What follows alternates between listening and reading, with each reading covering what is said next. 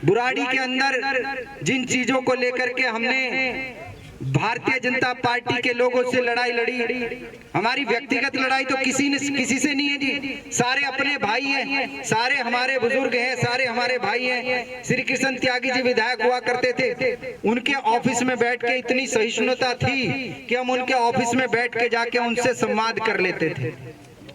आज के विधायक के खिलाफ आप बोल के देखिए, आपके खिलाफ ऐसी ट्रोल आर्मी उतार दी जाएगी कि आपको गालियां देना शुरू कर देंगे फेसबुक के ऊपर, व्हाट्सएप के ऊपर।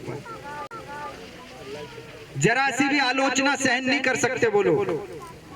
मैं सिर्फ एक बात कहना चाहता हूं कि आप यहाँ माताएं बहनें बैठी हैं, हमारे बुजुर्ग बैठे हैं, युवा साथी हैं, आप हृदय से पे हाथ रख के बताइए। मैं जानता हूं आप लोगों ने इस पूरे क्षेत्र को, आपने अपने 50 सालों से 100 सालों से इस क्षेत्र को देखा है।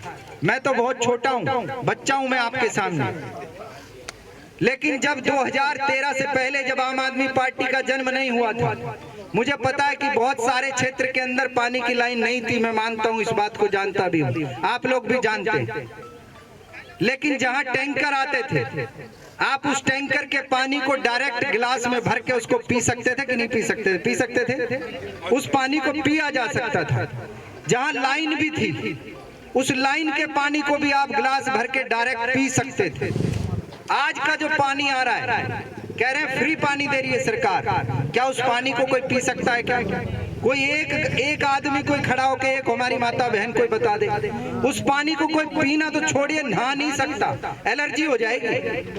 कहीं काला पानी आ रहा है, कहीं नीला पानी आ रहा है, कहीं पीला पानी आ रहा है, बदबूदार पानी आ रहा है, तो कैसा फ्री पानी हो गया? हर परिवार 400 से 500 रुपए का महीने का पानी खरीद के पी रहा कि नहीं पी रहा है? बोतल का पानी पी रहे हैं लोग। तो जब बोतल का पानी पिया जा रहा है तो पानी फ्री कैसे हो गया? आप कैसे कह रहे हो फ्री पानी है? कहीं कोई व्यवस्था नहीं है। बुराड़ी विधानसभा क्षेत्र के अंदर ये कहते हैं विधायक, यहाँ के कहते हैं कि हमने बिल्डिंगें बना दी, अस्पताल बना दिया। ठीक है भाई, अस्पताल बना दिया। अस्पताल इसलिए बना दिया क्योंकि अस्पताल के अंदर जिस कॉन्ट्रैक्टर को उस बिल्डिंग को बनाने का ठेका मिला, आप समझ लीजिए कि उसमें बहुत मोटा कमीशन आ जाता है ठेकेदार से, इसलिए आपने बिल्डिंग बनवा दी। आप डॉक्टर क्यों नहीं रख रहे?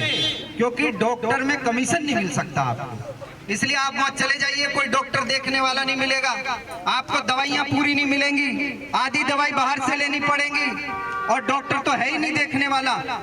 उस हॉस्पिटल के अंदर इतनी बड़ी बिल्डिंग बना के तो खड़ी कर दी, लेकिन खांसी जुकाम बुखार से ज्यादा वहाँ कुछ और दवाई नहीं मिलती। मिलती हो तो किसी को बता दीजिए, किसी का ऑपरेशन हुआ हो तो बता दीजिए, उस हॉस्पिटल के अंदर नहीं होता है।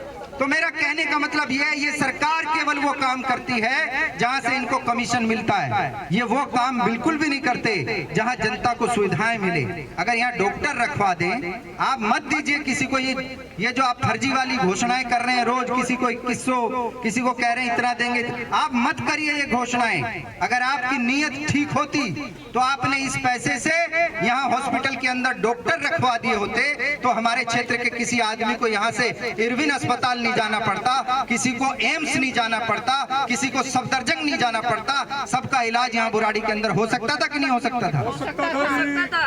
लेकिन ये नहीं किया 12 सालों के अंदर। 12-15 साल की सरकार पूरे तरीके से एक आंदोलन की हत्या करके आपने बुराड़ी विधानसभा क्षेत्र के साथ धोखा किया, और यहाँ के विधायक 4.5 साल इस विधानसभा से बाहर रहते हैं, कभी छत्तीसगढ़ रहते हैं, कभी बिहार रहते हैं, कभी झारखंड रहते हैं, कभी पंजाब रहते हैं, विधानसभा में तो वो रहते ही नहीं है। गलत तो नहीं कर रहा हूँ भाई साहब?